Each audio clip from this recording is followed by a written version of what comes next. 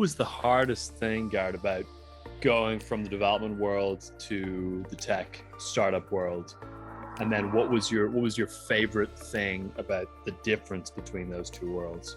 When you think of the development world, a lot of people think, oh, I'm going to get into this field because I'm doing something good for the world. You know, it's meaningful and it has purpose because I'm contributing my knowledge and experience to making the world a better place.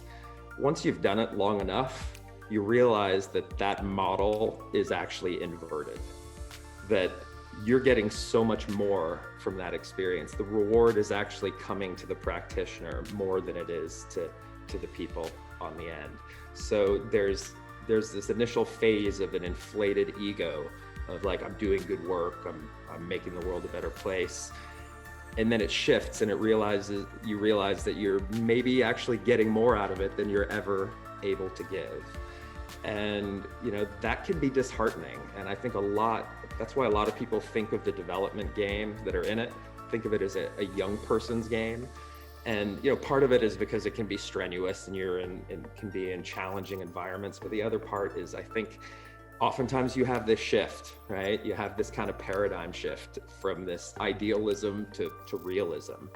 And when I went back into tech, I guess it was like that idealism turning back on again, where I had purpose and I had a little bit more control over outcomes. And I was able to actually create meaningful change in real time, even though of course there's a lag. You still have to get customers to use things and adopt whatever it is that you're trying to create.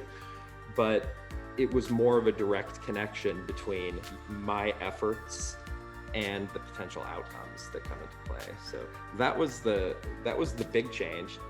On the flip side, being an entrepreneur, especially at a high growth startup, especially one that has venture capital behind it, is stressful.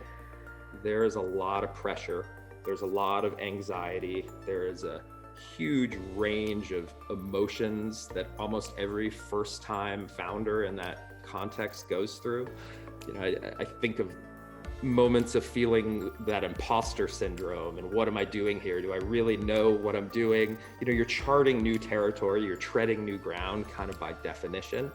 And that makes you kind of challenge yourself and question yourself in many contexts. So I did what my generation was taught to do and what all the thought leaders told us to do, which was what I'd now affectionately call hustle porn, which is you got to be the hardest working guy in the room. There's always somebody working longer and later and harder than you. Or, you know, the Elon Musk, like being an entrepreneur is like chewing on glass and staring into the abyss. And, you know, I bought into that stuff completely. I was like, well, I'm just going to work harder. I'm going to work longer. I'm going to work harder.